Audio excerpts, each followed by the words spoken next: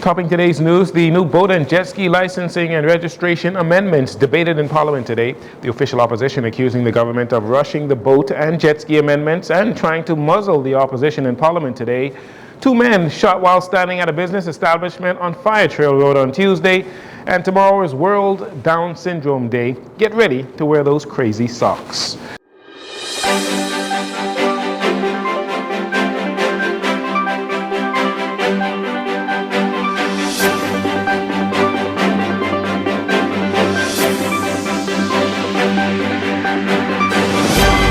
Good evening, Bahamas. I'm Jarino Saunders. This is your JCN Evening News. It's a pleasure to have you join us.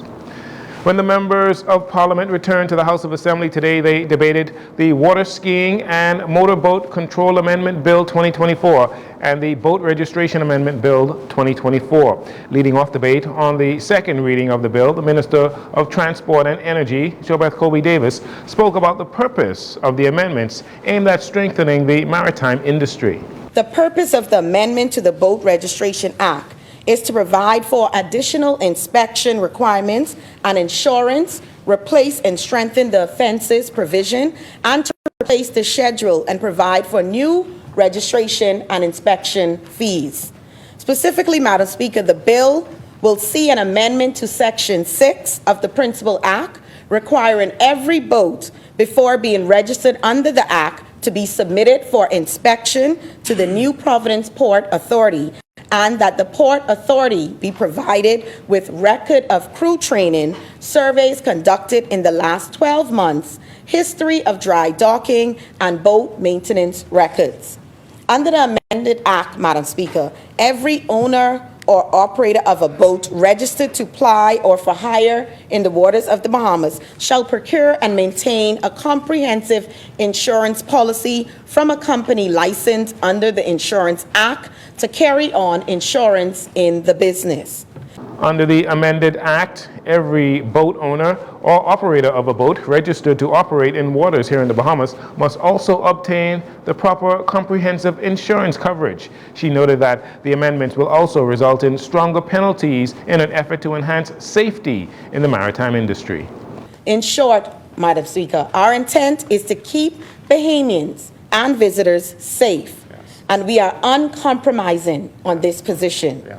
Madam Speaker, with this bill, we are also strengthening the penalty provisions. It is important to note that the penalty provisions are specifically focused on the owners of the boat in the Bahamas. Let's be clear, Madam Speaker, any legislation that requires compliance must include provisions to deter non-conformance.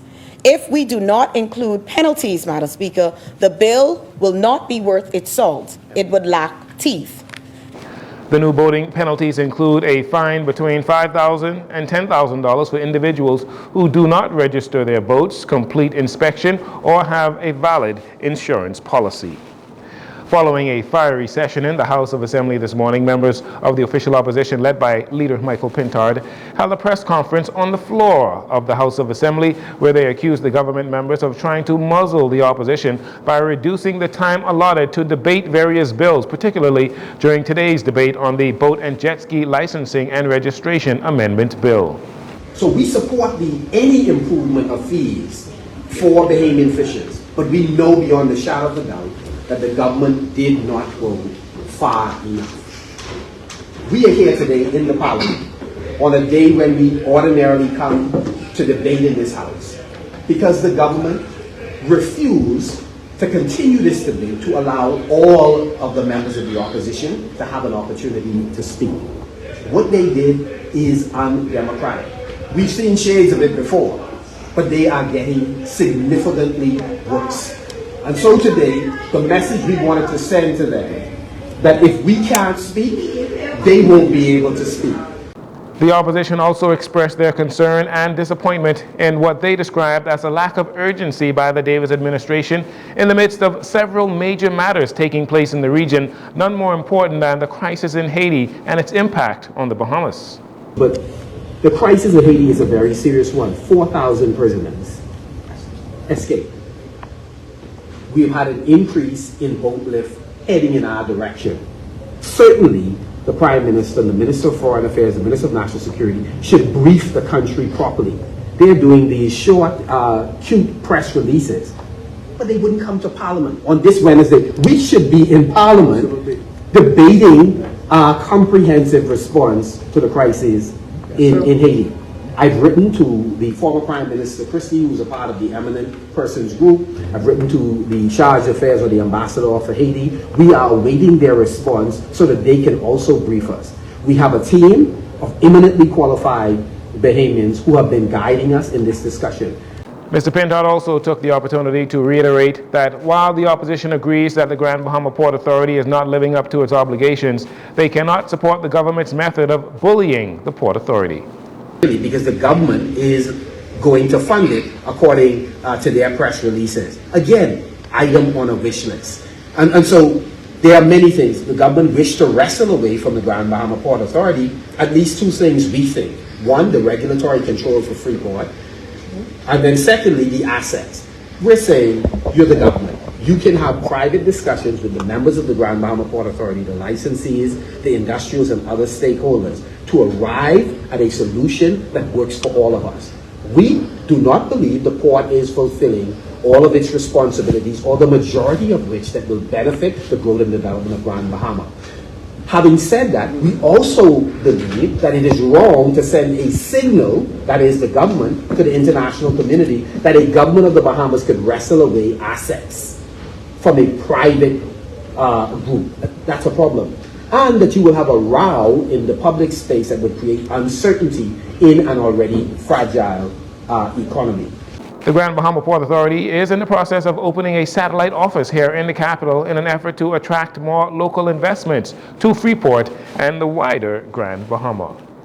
News from Botswana, where Prime Minister Philip Davis, during his official visit to the Bank of Botswana on Tuesday, unveiled a comprehensive blueprint designed to strengthen financial ties between Africa and the Caribbean. The blueprint for collaboration sets forth a strategic plan for connecting the banking sector of Africa and the Caribbean.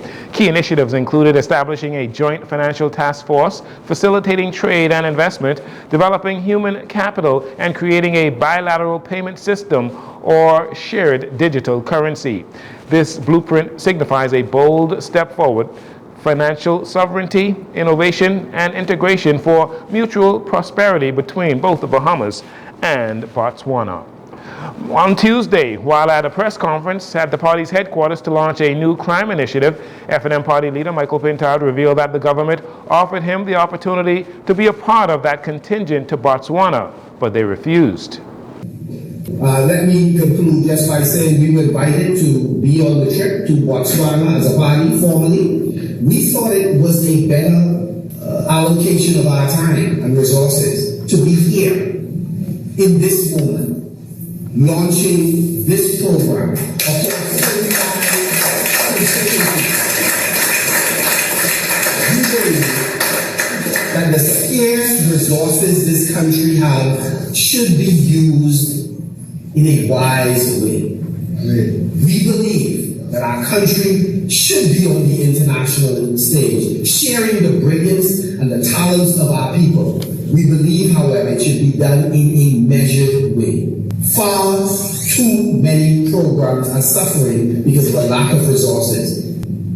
The official opposition has been critical of the large delegation the Prime Minister took with him to Botswana.